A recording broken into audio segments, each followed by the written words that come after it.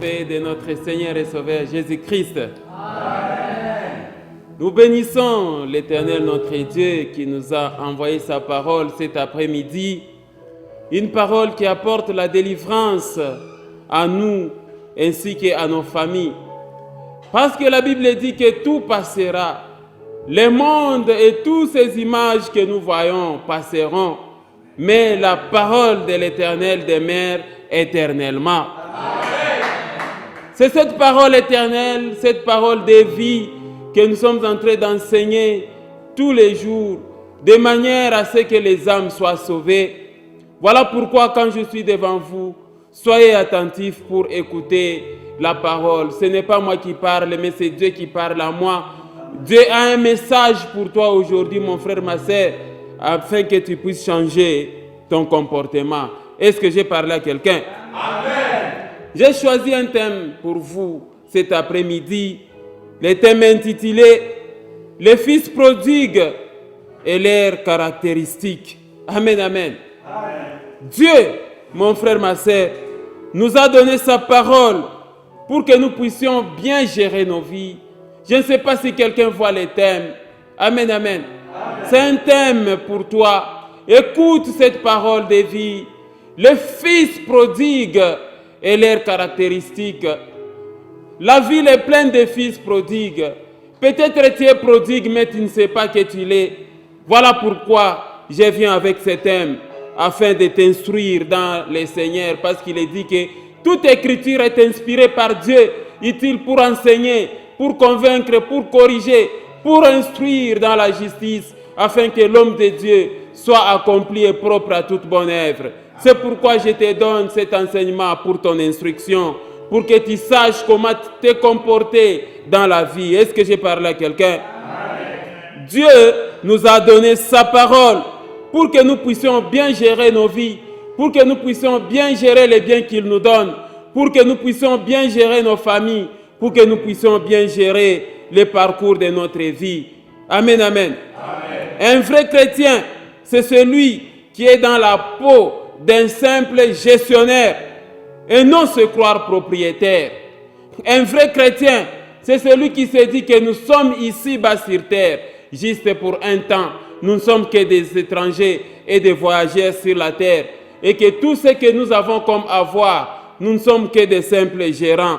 Amen, amen. Amen. Parce que tout, absolument tout, appartient à qui? À Dieu. Amen, amen. Amen. Le monde et tout ce qui renferme, la terre et tout ce qui l'habite, ça appartient à Dieu. Les biens matériels, les richesses du sol et du sous-sol, l'or, l'argent, le cuivre, le cobalt, les diamants, maisons, les habits, les voitures, tout ce que nous voyons, tout appartient à l'Éternel. Tous les pays du monde, les bâtisses, les eaux, la nature, les habitants de la terre, tout appartient à qui? À l'Éternel notre Dieu. Amen, amen. Amen.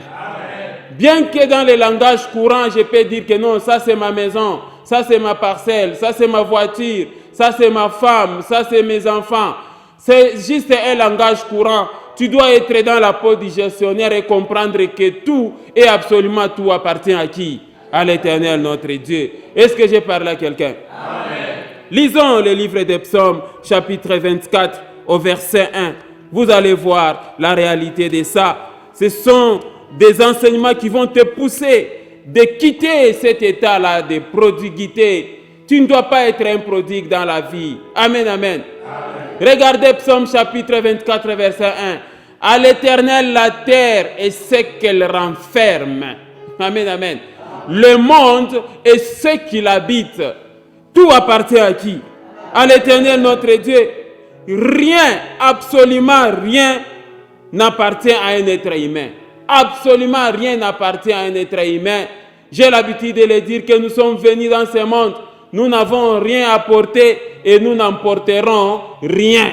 Amen, amen. Amen. On peut avoir des maisons, on peut avoir des concessions, des véhicules, je ne sais pas moi quoi, de l'argent en compte, je ne sais pas moi, des biens ou toutes sortes, je ne sais pas moi, de convoitises qui peuvent vous pousser à tout avoir. Mais il faut que vous puissiez être dans la peau du gestionnaire parce que tout, absolument tout, appartient à qui? à l'Éternel. Amen, amen. Ça n'appartient pas à l'être humain. L'être humain n'est qu'un gestionnaire temporaire. Nous sommes tous des gestionnaires temporaires. N'oubliez jamais cette vérité dans vos cœurs, mes frères et sœurs, vous qui me suivez. Même toi qui es dans ta maison là, même toi qui es, je ne sais pas moi, dans ton salon, en regardant toutes ces choses-là, même toi qui es en train de me suivre à la télé pour l'instant, en regardant toutes ces choses, sachez que ce sont des choses appartenant à Dieu. Ça se trouve dans tes mains présentement, tout simplement parce que Dieu t'a établi gérant. Donc ne t'abandonne pas à l'orgueil, crains l'Éternel. Amen, amen. Amen.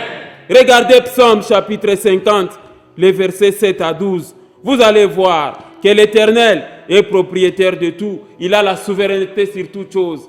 Regardez la beauté du passage. Écoute mon peuple. Écoute mon peuple et je parlerai. Israël, et je t'avertirai. Je suis Dieu ton Dieu. Amen. Amen. Ce n'est pas pour tes sacrifices que je te fais des reproches. Tes holocaustes sont constamment devant moi. Verset 9. Je ne prendrai pas de taureaux dans ta maison, ni de boucs dans tes bergeries. Car tous les animaux des forêts sont acquis à moi, dit l'Éternel. Toutes les bêtes de montagne par milliers m'appartiennent. Amen. Regardez le verset 11. Je connais tous les oiseaux des montagnes et tout ce qui se met dans les champs m'appartient. Même les souris, même les fourmis. Tout appartient à qui? À l'Éternel. Regardez le verset 12. Si j'avais faim, je ne te le dirais pas, car le monde est à qui? Et à moi, et tout ce qu'il renferme. Amen, amen. Toutes les maisons de la ville de Lubumbashi ici appartiennent à qui? À l'Éternel. Quelqu'un comprend ça? Si un être humain oublie que rien ne lui appartient en propre, s'il oublie qu'il n'est qu'un simple gérant et non un propriétaire de ses avoirs, il tombera dans la catégorie des orgueilleux. Il tombera dans la catégorie des fils prodigues, des mativistes, des gens qui vont commencer à marcher avec les épaules élevées, alors que vous n'êtes qu'un simple gérant. Cet enseignement te rappelle, mon frère, ma soeur, que tu n'es qu'un simple gérant de tout ce qui peut t'appartenir. Est-ce que je parle à quelqu'un? Voilà pourquoi aujourd'hui, nous voyons les thèmes intitulés « Les fils prodigues », les enfants prodigues et leurs caractéristiques. Les fils prodigues et leurs caractéristiques. Ils sont très nombreux dans cette ville de Lubumbashi et partout au monde. Ils sont nombreux, les fils prodigues. Ils sont partout, même dans l'église. Parmi les prodigues, on trouve même les pasteurs, des patrons, des fils à papa, des mariés, des célibataires, hommes et femmes, jeunes et vieux, garçons et filles. Il y a beaucoup de prodigues. Amen, amen. Mesdames, nous allons rester tout d'abord dans le contexte de cet enfant prodigue dont Jésus-Christ a parlé dans l'évangile de Luc. Et ça, c'est la première partie de l'enseignement que je suis en train de vous donner aujourd'hui comme une nouvelle série que nous commençons et qui va nous donner beaucoup de leçons. Est-ce que j'ai parlé à quelqu'un? Lisons le livre de Luc, là où nous voyons les fils prodigues, Luc chapitre 15, mais nous allons prendre une première partie aujourd'hui. Je disais qu'on est encore où? Luc chapitre 15, nous lisons les versets 11 jusqu'à 16. C'est la parabole de l'enfant prodigue, du fils prodigue, un enfant qui s'est comporté comme un petit fou vis-à-vis de sa famille. Il dit encore, un homme avait 2 fils. Le plus jeune dit à son père, « Mon père, donne-moi la part des biens qui doit me revenir. » Et le père leur partagea son bien. Peu de jours après, le plus jeune fils, ayant tout ramassé, partit pour un pays éloigné où il dissipa son bien en vivant dans la débauche. Oh là là, là le mal commence. Verset 14. Lorsqu'il eut tout dépensé, une grande famine survint dans ce pays et il commença à se trouver dans les besoins. Il alla se mettre au service d'un des habitants du pays qu'il envoya dans ses champs garder les pourceaux. Il aurait bien voulu se rassasier des carouges que mangeaient les pourceaux, mais personne ne lui en donnait. On peut s'arrêter là aujourd'hui. Voilà l'histoire d'un enfant prodigue qui va nous donner beaucoup de leçons pour nous chrétiens aujourd'hui. Amen, amen. Amen. Retenons un peu, qu'on comprenne ce que ça signifie prodigue. Amen. Comme d'habitude, quand nous voyons le mot dans la Bible, il faut comprendre ça dans le sens littéral et dans le sens biblique du terme. Parce que les mots qui sont dans la Bible doivent être utilisés selon leur usage biblique. Que signifie prodigue? Au sens littéral du terme. Au sens littéral du terme, quand on parle d'un prodigue, c'est-à-dire la personne là qui fait des dépenses excessives. C'est ça un prodigue. Un prodigue, c'est celui qui fait des dépenses excessives. C'est celui qui dilapide son bien. C'est celui qui vient au domicile paternel ou à son domicile après avoir dissipé son bien ou son argent. Il rentre vide à la maison. C'est celui-là qu'on appelle prodigue. Amen. Amen. Ou encore brièvement, quand on parle d'un prodigue, c'est tout simplement la personne qui dépense follement son argent.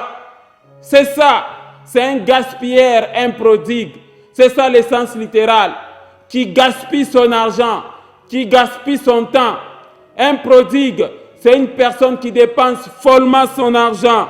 Il se plonge dans la folie de dépenser sans réfléchir, sans raisonner. C'est celui-là qu'on appelle un prodigue au sens littéral du mot. Est-ce que quelqu'un comprend ça? Amen.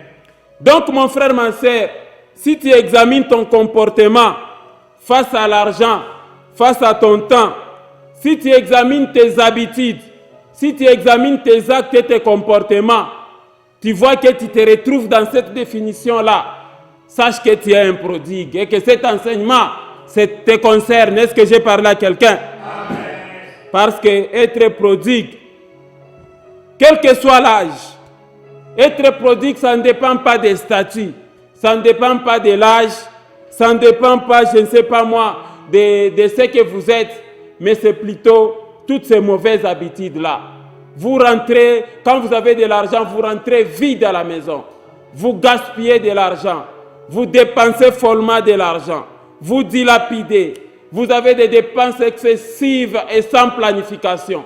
Voilà celui qu'on qualifie de prodigue au sens littéral du mot. Est-ce que j'ai parlé à quelqu'un? Amen. Par contre, quand nous allons dans le sens biblique du terme, au sens spirituel, quand on parle d'un prodigue, qui est un prodigue? Un prodigue, c'est celui qui mène une vie à la fois païenne et chrétienne. Ils sont nombreux dans nos églises.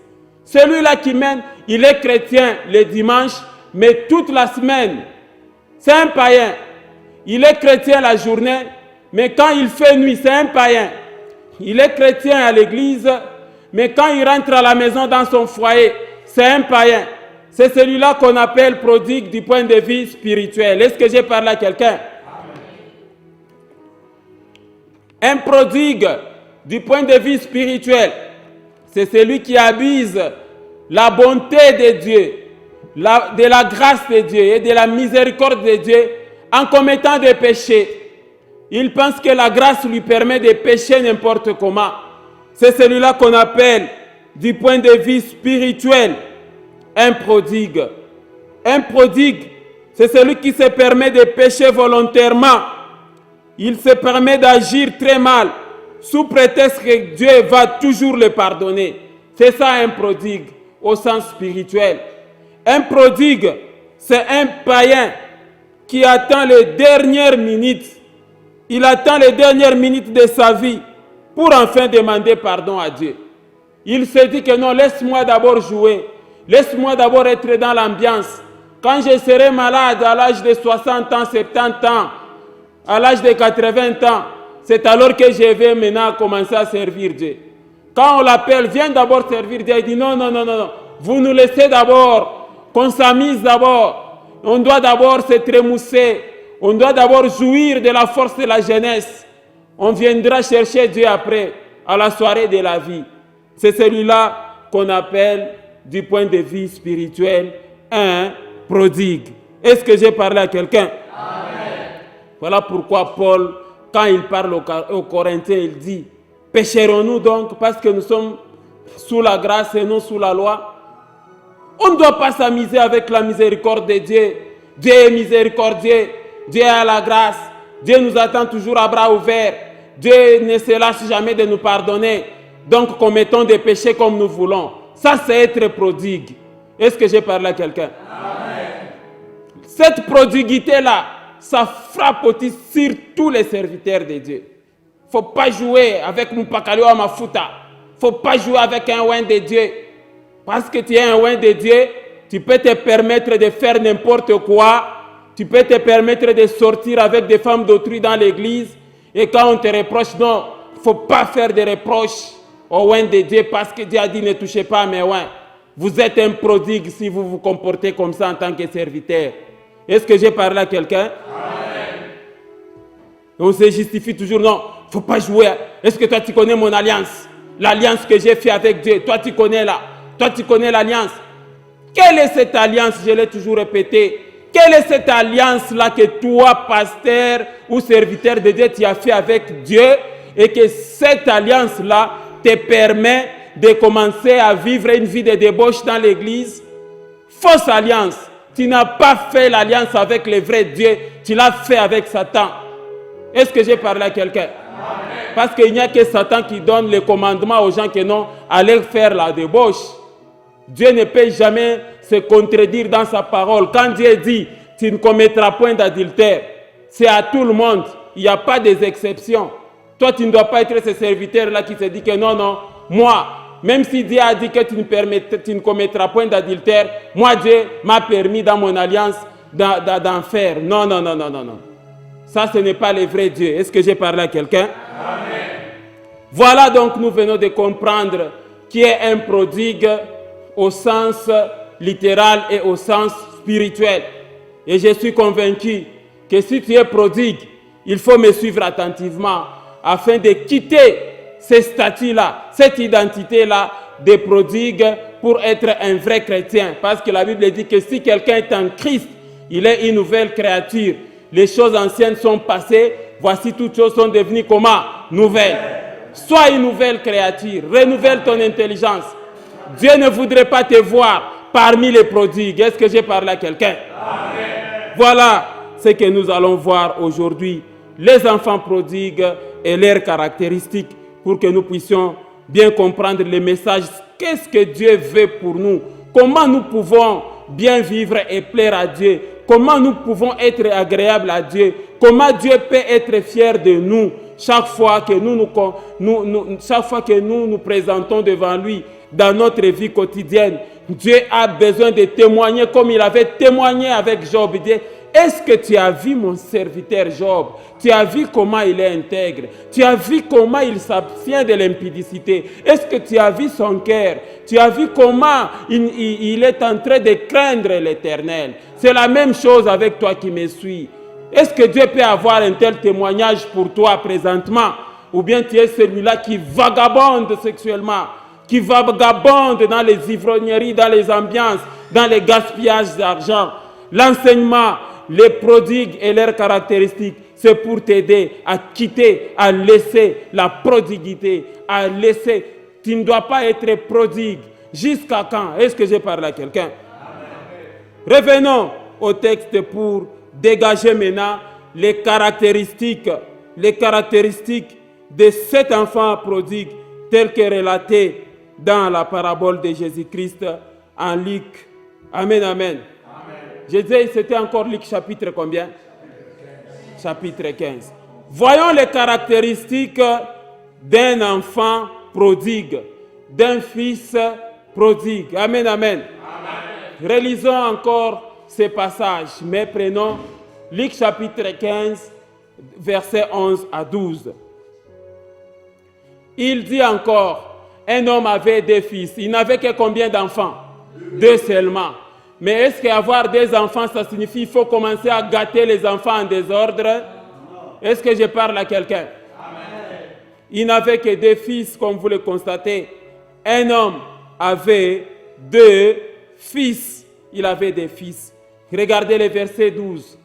Le plus jeune dit à son père, « Mon père, donne-moi la part des biens qui doit me revenir. » Et le père leur partagea son bien. Là, c'est là que nous tirons notre première caractéristique. Voilà la première caractéristique d'un enfant prodigue. Amen. Amen. La première caractéristique, c'est la réclamation de l'héritage pendant que son papa est comment? Vivant. Est-ce que c'est normal ça? Non. Voilà la première caractéristique des enfants prodigues. La réclamation de l'héritage pendant que son papa est encore vivant. Cet enfant prodigue avait affaire à un papa riche, comme vous le constatez. Il a observé que son papa avait beaucoup de biens. Amen, amen. Son papa possédait beaucoup de biens et il habitait encore dans la maison de ses parents. Mais tout d'un coup, il se réveille un matin pour dire, « Papa, il faut que tu me donnes ma part. » Amen, amen. Est-ce que c'est normal ça? Est-ce que vous pouvez demander votre part pendant que votre papa est vivant? Ça, c'est la première caractéristique des enfants prodigues. Amen, amen. Qui lui a dit que les biens de son papa lui appartenaient?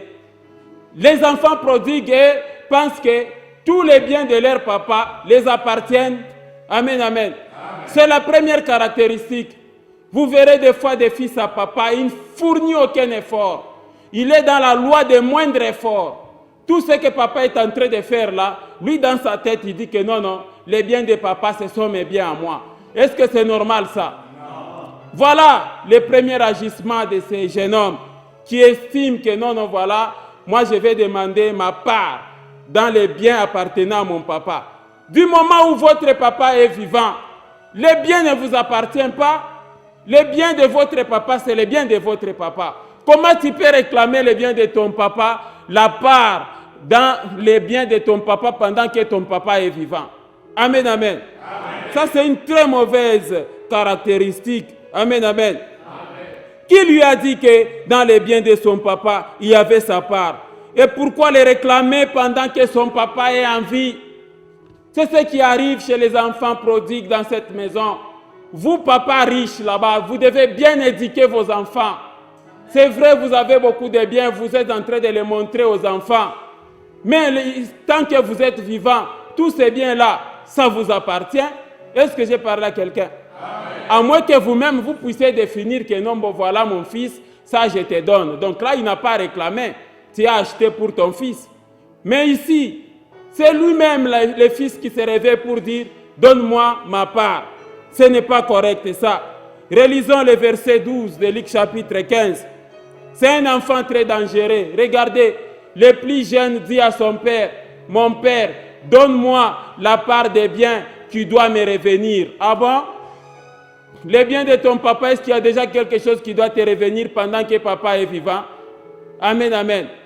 Et le père leur partagea son bien. Toi aussi, papa. C'est quelle façon de gâter les gens? Maintenant, regarde, il va aller tout dépenser aux prostituées. Parce que vous gâtez vos enfants maintenant là, ils sont dans la loi des moindres efforts. Quand il n'y a pas de sacrifice, il n'y a pas de travail.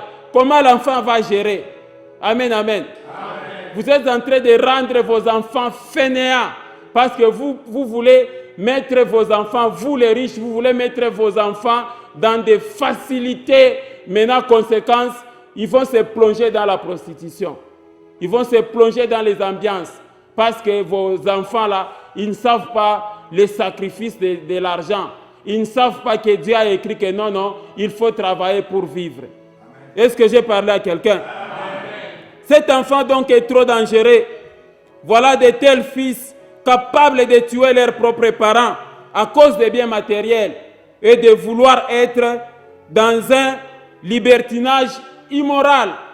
Ils se décident de quitter et de partir. Donne-moi ma part dans l'héritage. Et même juridiquement par là, que dit la loi? Aussi longtemps que le titulaire du patrimoine ou des biens est encore vivant, l'enfant, même supposé être héritier, quel que soit son âge, n'a aucun droit d'hériter son héritage, n'a aucun droit de réclamer son héritage. Amen, amen. Ou sa part dans l'héritage, la loi prévoit ça. L'enfant n'a aucun droit de commencer à dire non, donne-moi l'héritage pendant que le papa est vivant. Est-ce que j'ai parlé à quelqu'un? Ça, c'est la première caractéristique des enfants prodigues. Si tu es cet enfant-là qui a cette attitude vis-à-vis de ton papa parce qu'il est riche, abandonne cette attitude. Amen. Tous les biens sont supposés appartenir à votre papa qui en est propriétaire aussi longtemps qu'il est en vie. Est-ce que j'ai parlé à quelqu'un? Alors pourquoi commencer à envier les biens de ton papa pendant que ton papa est vivant? C'est que tu es dangereux, tu peux même vouloir que ton papa puisse mourir pour que tu restes avec les biens. On a vu dans cette histoire des enfants tuer leur propre papa afin de rester avec les biens. Amen, amen. Il ne faut pas être un enfant prodigue comme celui-ci. Cet enfant prodigue réclame l'héritage vis-à-vis de son papa. Il dit, donne-moi ma part dans tes biens, là, donne-moi ma part. Toi, là, qui t'a dit qu'il y a déjà ta part dans les biens de ton papa? Amen. En droit congolais, par exemple, en droit congolais, on parle de succession testamentaire, c'est-à-dire la succession dans laquelle le défunt a laissé un testament avant sa mort où il définit les dispositifs relatifs au partage, à la distribution de ses biens, voire même les orientations sur ses obsèques. C'est comme ça les gens disent des fois que non, voilà, moi vous allez m'enterrer au village, moi vous allez m'enterrer ceci. Le testament est bien mentionné là. Mais ce testament-là n'a pas de valeur aussi longtemps que celui qui l'a écrit est vivant. Amen. Toujours en droit congolais, on parle aussi de la succession non testamentaire, c'est-à-dire ab intestament. Ils disent ça en latin, c'est-à-dire la succession sans testament. Ici, les défunts, que les juristes aiment bien appeler les decouius, n'a rien laissé comme testament, où il a fait une déclaration orale en présence des deux témoins majeurs. Amen. Maintenant, dans tous les deux cas, tant que le testataire n'est pas encore mort, il n'y a pas à réclamer l'héritage. Et même par rapport à la déclaration à ce qui concerne la succession non testamentaire et que la personne déclare, il faut que la personne puisse vraiment s'attendre à sa mort imminente. Imminente, c'est alors qu'elle peut maintenant faire des déclarations. Amen, amen. Mais comment expliquer que vous, votre papa est encore vivant ou bien votre papa est malade? Automatiquement, vous commencez à vous partager des biens. Ça, c'est être prodigue et commencer à réclamer. Est-ce que j'ai parlé à quelqu'un? Donc ici, les prodigues ne devaient pas réclamer l'héritage pendant que son père était vivant, même si son père avait déjà écrit un testament.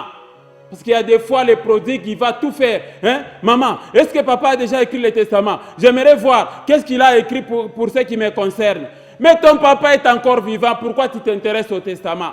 Ton papa n'est même pas malade.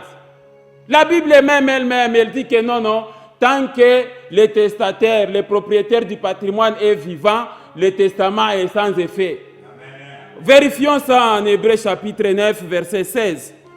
Ça, c'est le mauvais comportement des enfants prodigues. C'est ça leur première caractéristique. Amen. Est-ce que j'ai parlé à quelqu'un? Amen. La Bible a tout dit, je vous dis. Je disais qu'on a eu où? Hébreux chapitre 9, verset 16 à 17. Regardez.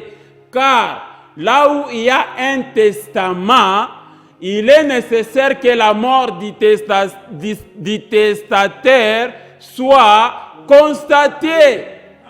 La Bible n'est pas claire. Maintenant, regardez le verset 17. Un testament, en effet, n'est valable qu'en cas de quoi? De mort, puisqu'il n'a aucune force tant que le testataire vit. J'ai parlé à quelqu'un? Voilà pourquoi la toute première mauvaise caractéristique des enfants prodigues, c'est de réclamer l'héritage pendant que leurs parents sont encore comment? Vivants. Qu'est-ce que quelqu'un a compris la première caractéristique? Il ne faut pas être prodigue, sinon tu risques de tuer ton papa. Il ne faut pas envier les biens de ton papa. Les biens de ton papa, tant qu'il est vivant, les biens de ton papa appartiennent à ton papa. Toi aussi, va étudier, va fournir les efforts, Dieu te donnera aussi. Amen. Voilà pourquoi nous constatons à l'université que la plupart des enfants des riches ne sont pas intelligents à l'école. Pourquoi? Parce qu'au lieu d'étudier et tisser ton propre chemin, non, toi tu es toujours, ta direction c'est vers les biens de ton papa. Toi tu te crois déjà arrivé. Ata ceux qui papa a koufi lelo, ngai ngande héritier, c'est moi l'héritier. Amen. J'ai l'habitude de dire que le jour où tu verras ton papa mourir là, c'est le jour où tu verras aussi la méchanceté des membres de ta famille. Amen. Parce qu'ils ne laisseront rien, ils ne te laisseront pas tranquille. C'est comme ça quand Dieu t'appelle pour que toi aussi tu puisses avoir tes propres biens, c'est pour t'empêcher à la sorcellerie. Est-ce que j'ai parlé à quelqu'un? J'ai parlé à celui-là qui ne veut même pas étudier et lui il s'est dit que non, papa va me laisser tout ce qu'il est en train de faire. C'est ça la mauvaise caractéristique des enfants prodigues. Si tu es ce garçon-là, ne sois pas un enfant prodigue. Est-ce que j'ai parlé à quelqu'un? Amen. Deuxième caractéristique des enfants prodigues. Amen, amen.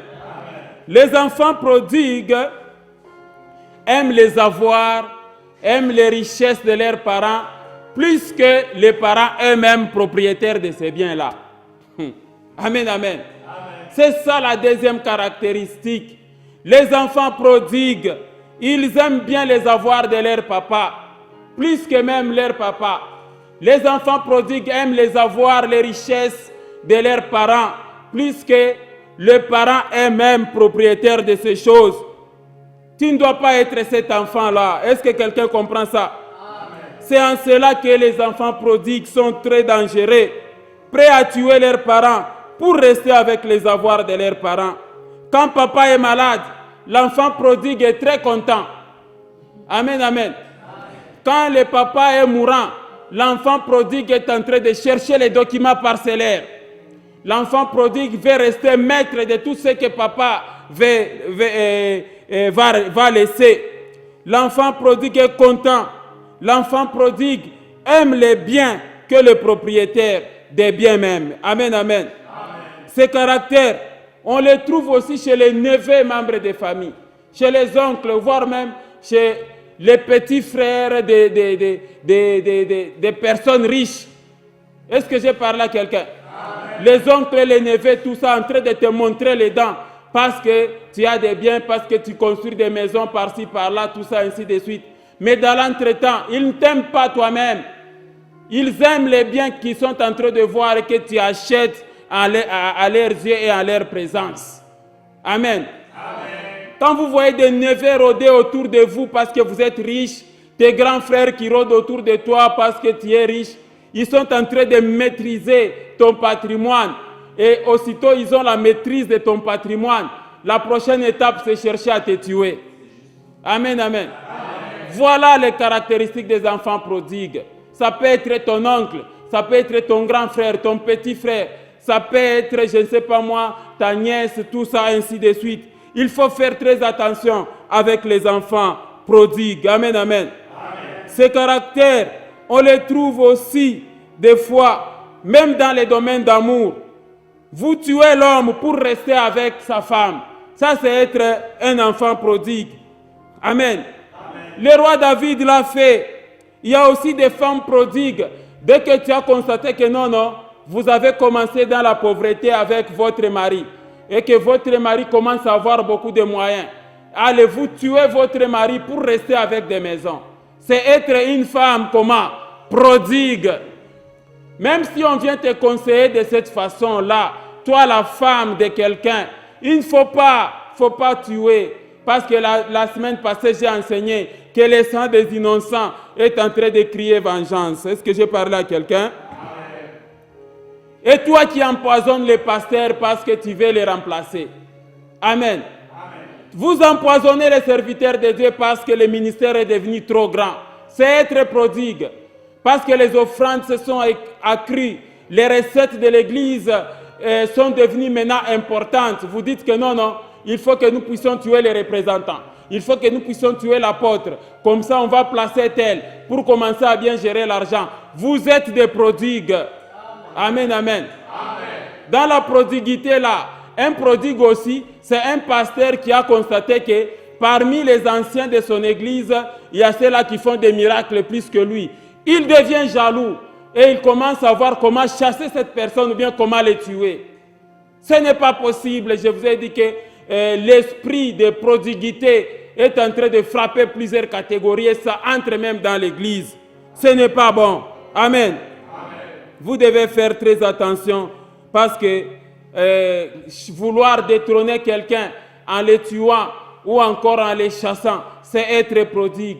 Comment expliquer que tu peux envier par exemple les postes que toi tu n'as pas?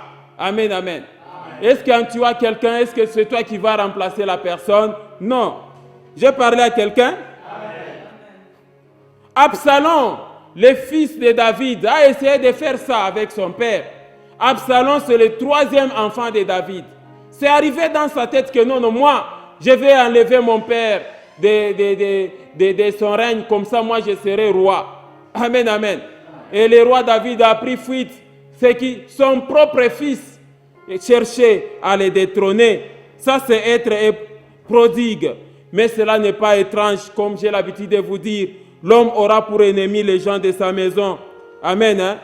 La Bible nous a déjà précisé. Et pourtant, la Bible précise aussi l'attitude que nous devons avoir vis-à-vis de nos enfants, vis-à-vis de nos parents plutôt. Amen. Comme je vous ai dit, les enfants prodigues aiment plus les avoir de leurs parents plutôt que les parents eux-mêmes. Mais que dit la parole? La parole nous demande d'aimer nos parents. On peut vérifier ça en Éphésiens chapitre 6, versets 1 à 3. Regardez, enfants, obéissez à vos parents selon le Seigneur, car cela est juste. Honore ton père et ta mère. C'est le premier commandement avec une promesse, afin que tu sois heureux et que tu vives longtemps sur la terre. Est-ce que cet enfant prodigue-là qui était en train de réclamer l'héritage, la part dans les biens de son père, est-ce que c'est ça honorer son père? Non. Amen. Mais chez les enfants actuels, c'est le contraire. C'est ça le problème. Comment expliquer que tu peux être cet enfant-là qui n'aime pas son père? Bon, si ton père est sorcier, ça c'est autre chose. Amen, amen. Mais tu ne dois pas être cet enfant-là qui ne supporte plus ses parents. Ce n'est pas correct. Tu n'aimes plus tes parents, alors que ce sont eux qui t'ont mis au monde. S'ils sont sorciers, ça c'est autre chose. Mais si les parents sont des innocents, pourquoi les haïr? Comment expliquer que toi, l'enfant, tu peux haïr? Il y en a même ceux-là qui demandent à leur maman que non, donne-moi la facture de tes douleurs d'enfantement à la technique, à la maternité, je vais payer. Est-ce que toi, tu connais, toi, les douleurs de l'enfantement? Michée chapitre 7, verset 6. Et c'est ce que la Bible catégorise des enfants de malédiction. Est-ce que j'ai parlé à quelqu'un? Je disais qu'on a eu. Regardez Michée 7, verset 6. Car les fils outragent les pères. Voilà les caractéristiques des enfants prodigues. Les fils outragent les pères. La fille se soulève contre sa mère. La belle-fille contre sa belle-mère. Chacun a pour ennemi les gens de sa maison. Amen, amen. Voilà la deuxième caractéristique des enfants prodigues. Vous aimez bien les avoirs de vos parents, mais vous n'aimez pas vos parents. La Bible dit qu'afin que tu vives longtemps sur la terre, honore ton père et ta mère. C'est le premier commandement. Est-ce que j'ai parlé à quelqu'un? J'ai déjà remarqué beaucoup de garçons, quand ils ont grandi, et que quand ils sont à côté de leur maman, c'est de l'impolitesse. Tu grondes ta maman n'importe comment. Amen, amen. On le constate des fois même en public. Moi je dis, mais vous êtes quel type de génération?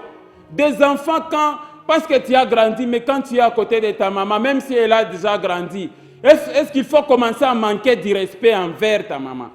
Commencer à faire des reproches là d'impolitesse envers ta maman. Tu grondes ta maman, tu grondes ton papa comme si tu avais affaire à ton enfant. C'est être un enfant de la malédiction. Est-ce que j'ai parlé à quelqu'un? Les enfants prodigues n'ont pas du respect. Vous allez observer ça dans la vie. Des jeunes gens, des jeunes garçons et des jeunes filles, parce que tu es devenu quelqu'un maintenant dans la société. Ton papa et ta maman, tu peux les gronder comme tu veux. Ou bien parce qu'il a vieilli, ou encore parce qu'il est devenu, je ne sais pas moi, invalide. Il faut commencer à gronder. Tu vois la maman là en train de s'humilier devant son enfant parce que c'est l'enfant qui la supporte. Tu ne dois pas être ces messieurs-là. Est-ce que j'ai parlé à quelqu'un? Il y a beaucoup d'enfants prodigues qui sont impolis vis-à-vis de leurs parents. Ce n'est pas correct. Est-ce que j'ai parlé à quelqu'un? Nos églises aussi sont pleines des enfants prodigues qui aiment les richesses de Dieu plus que Dieu lui-même. Ça, c'est être un enfant prodigue. Amen. Imaginez-vous, le Seigneur Jésus-Christ l'a démontré. À un certain moment, un groupe de gens en train de suivre Jésus. Oh, Rabbi, on te cherchait, on t'a beaucoup cherché. Jésus l'a dit, non, non, vous me cherchez non pas parce que vous avez vu les miracles ou bien parce que vous aimez écouter la parole. Vous me cherchez parce que hier, vous avez mangé le pain et que vous êtes rassasiés. Ce n'est pas correct ça. Est-ce que j'ai parlé à quelqu'un? Il y a beaucoup de gens qui partent à l'église, la motivation c'est toujours la bénédiction. Baba Unibariki, donne-moi la bénédiction, donne-moi la bénédiction, donne-moi les biens matériels, mais on ne voit rien par rapport au commandement. Ce n'est pas correct. Vous devez d'abord commencer par la sanctification. Commencez d'abord par respecter Dieu. Amen, amen. Quand vous respectez Dieu, vous appliquez ses commandements. Les restes vous seront donnés par-dessus. Jésus l'a dit. Cherchez premièrement le royaume et la justice de Dieu et tous les restes vous seront donnés par-dessus.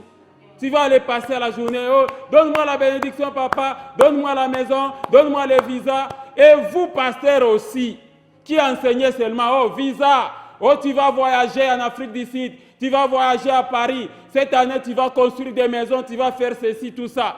Ça va servir à quoi si la personne ne respecte pas Dieu? Voilà pourquoi Dieu ne donne pas. Voilà pourquoi vous priez et Dieu n'agit pas.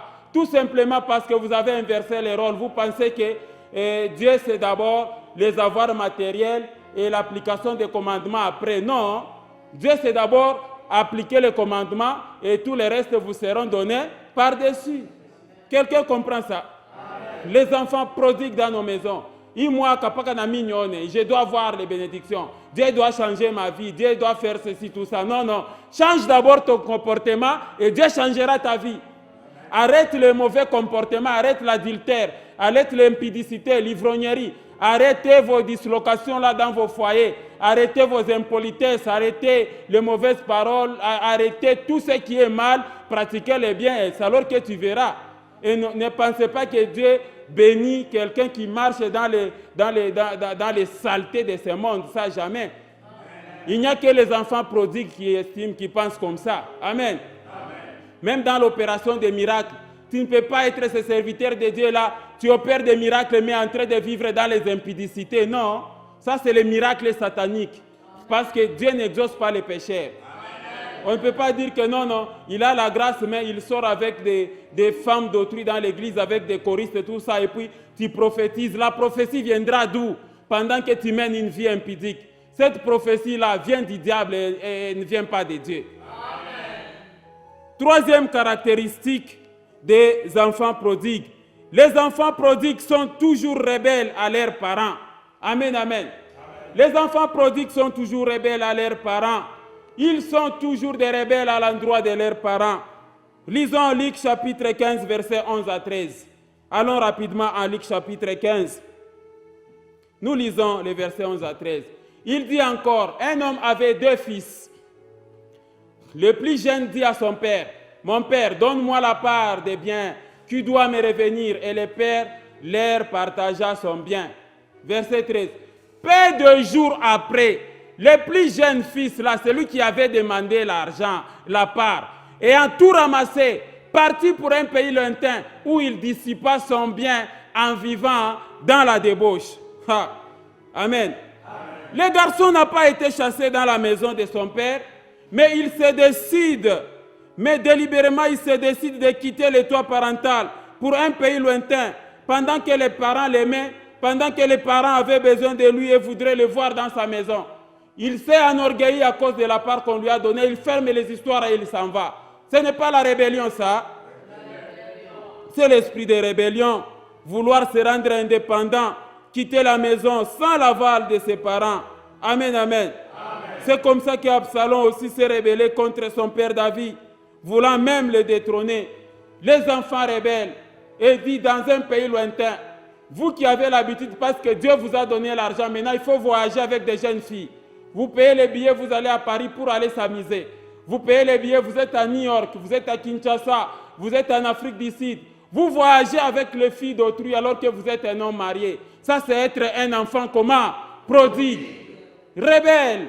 Vous êtes rebelle même vis-à-vis de votre femme. Les jeunes gens qui ont l'habitude, quand il est 23h, tu entres dans ta salle de bain, tu te laves, tu te parfumes, tu sors. Et quand la femme te demande tu vas où, il dit non, on se verra demain. Ça, tu es un enfant comment? Prodigue. Amen. Un enseignant de l'école primaire, de l'école secondaire, tu arrives là, tu pars à l'école, c'est pour enseigner. Mais quand tu arrives là, tu commences à entretenir des relations sexuelles avec tes élèves. Tu es un enfant comment? Prodigue. Amen. Ils sont rebelles, les enfants prodigues. Ils sont rebelles. Amen, amen. Lisons 2 Timothée chapitre 3, versets 1 à 5. Vous allez voir comment c'est le temps, c'est le signe des temps. Regardez, sache que dans les derniers temps, sache que dans les derniers jours, il y aura des temps difficiles. Car les hommes seront égoïstes, amis de l'argent, fanfarons, hautains, blasphémateurs, rebelles à leurs parents, ingrats, irréligieux. Verset 3. Insensibles, déloyaux, calomniateurs, intempérants, cruels, ennemis des gens de bien, traîtres, emportés, enflés d'orgueil, aimant les plaisirs plus que Dieu, ayant l'apparence de la piété, mais régnant ce qui en fait la force. Éloigne-toi de ces hommes-là, dit le Seigneur. Amen, amen. Ne soyez jamais rebelles à vos parents, à moins qu'ils soient sorciers. Il y a des parents aussi, des fois qui se décident que bon voilà, je ne te tue pas, mais je bloque ta vie. Il y a des fois des sorciers comme ça. Amen. Si tes parents sont sorciers, moi je ne te dis pas que non, voilà, va t'approcher, commence à... Non, non, je ne dis pas de... Moi je parle des parents chrétiens. Amen. Ne sois pas rebelle, parce que les pères des rebelles, c'est le diable. Le diable est qualifié dans la parole comme le fils de la rébellion. En Éphésiens chapitre 2, verset 1 à 2, il est dit, vous étiez morts par vos offenses et par vos péchés, dans lesquels vous marchiez autrefois, selon les princes de ce monde, les fils de la rébellion, l'esprit qui agit dans les fils de la rébellion. La Bible dit ça. Donc le papa de tous les prodigues, c'est qui? C'est le diable. Si tu es prodigue, sache que tu as pour père le diable. Voilà pourquoi je t'exhorte de quitter cette identité. Quitter, ne sois plus prodigue, mais sois un vrai chrétien. Est-ce que j'ai parlé à quelqu'un? Nos églises sont pleines des enfants prodigues, rebelles à Dieu. Tous les dimanches à l'église, mais les comportements de la rébellion toute la semaine. Lisons Nombre chapitre 14, verset 9. Vous allez voir, voyez comment l'Éternel est en train de déplorer la rébellion. Seulement, ne soyez point rebelles contre l'Éternel et ne craignez point les gens de ces pays, car ils nous serviront de pâture. Ils n'ont plus d'ombrage pour le couvrir. L'Éternel est avec nous, ne les craignez point. Vous voyez comment l'Éternel est en train de nous donner l'instruction de ne pas être rebelle. Lisons aussi Ézéchiel chapitre 2, verset 8. Ézéchiel chapitre 2, nous lisons le verset 8. La Bible dit ceci.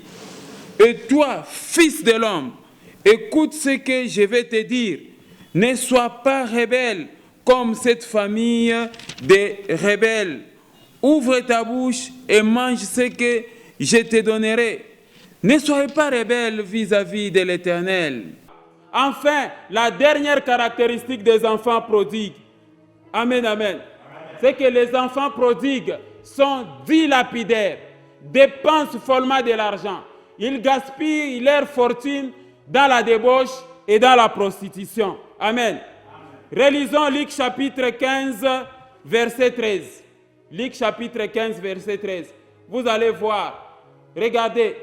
Peu de jours seulement après, les plus jeunes fils, les prodigues là, ayant tout ramassé, partit pour un pays éloigné où il dissipa son bien en vivant dans quoi?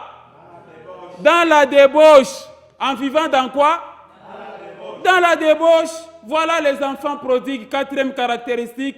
Les enfants prodigues vivent dans la débauche et les immoralités sexuelles. La débauche appauvrit. La débauche, ça fait dépenser. Les prostituées, elles font du commerce. Maintenant, imaginez-vous, les pauvres, elles se rabattent dans les femmes prostituées de 500 francs, 1000 francs, tout ça. Par contre, les hommes riches, il y a des femmes prostituées qui réclament de $1000, $2000, $3000, $5000, voyage. Non, il faut d'abord m'installer. Non, il faut d'abord que tu me construises une maison pour que je t'accepte, pour vivre avec moi. Et vous verrez les hommes riches emballés dans ces choses. La prostitution appauvrie, elle fait dépenser de l'argent. Est-ce que j'ai parlé à quelqu'un? Si tu veux sortir avec moi, achète-moi une maison, achète-moi une Prado. Continue à tomber dans telle distraction. Tu te retrouveras pauvre et la prostituée. Le jour où tu es pauvre, qu'est-ce que la prostituée va faire? Elle va prendre la fuite. Lisons Proverbes chapitre 29, verset 3. Un homme qui aime la sagesse réjouit qui? Son père. Mais celui qui fréquente les prostituées dissipe quoi? Son bien. La débauche appauvrit. Chacun se prostitue selon son niveau de revenus. C'est triste de voir même toi les taximens, de voir même toi la sentinelle, toi encore les huissiers, tu te prostitues. Est-ce que c'est correct ça? Non. Quelles sont les recommandations du Seigneur pour terminer l'enseignement? Premièrement, ne convoitez jamais les richesses appartenant à autrui. Ne convoitez jamais les richesses ne vous appartenant pas. Ne réclamez pas l'hérité tant que vos parents sont vivants. Exode chapitre 20, verset 17. Tu ne convoiteras point la maison de ton prochain. Tu ne convoiteras point la femme de ton prochain, ni son serviteur, ni sa servante, ni son bœuf, ni son âne, ni aucune chose qui appartienne à ton prochain. Est-ce que j'ai parlé à quelqu'un? Deuxième recommandation, ne soyez jamais rebelles à l'égard de vos parents et à l'égard de Dieu. Regardez 1 Samuel chapitre 12, versets 14 à 15. Si vous craignez l'Éternel, si vous le servez, si vous obéissez à sa voix, et si vous n'êtes point rebelle à la parole de l'Éternel, vous vous attacherez à l'Éternel votre Dieu, vous et le roi qui règne sur vous. Verset 15. Mais si vous n'obéissez pas à la voix de l'Éternel, et si vous êtes rebelle à la parole de l'Éternel, la main de l'Éternel sera contre vous, comme elle a été contre vos pères. Quelqu'un a vu ça? Amen. Troisième recommandation, fuyez l'impudicité, fuyez la débauche, abandonnez les ambiances et la prostitution. Regardez Ephésiens 5, verset 3. Que l'impudicité, qu'aucune espèce d'impureté et que la cupidité ne soit pas même nommée parmi vous, ainsi qu'il convient à des saints. Regardez la dernière recommandation. Évitez le gaspillage, évitez l'avarice, ne soyez pas des enfants prodigues. Luc chapitre 12, verset 15. Puis Jésus leur dit, gardez-vous avec soin de toute avarice, car la vie d'un homme ne dépend pas de ses biens, fût-il dans l'abondance. Amen.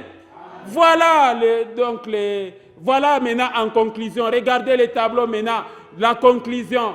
Les enfants prodigues. Voilà en résumé les caractéristiques des enfants prodigues.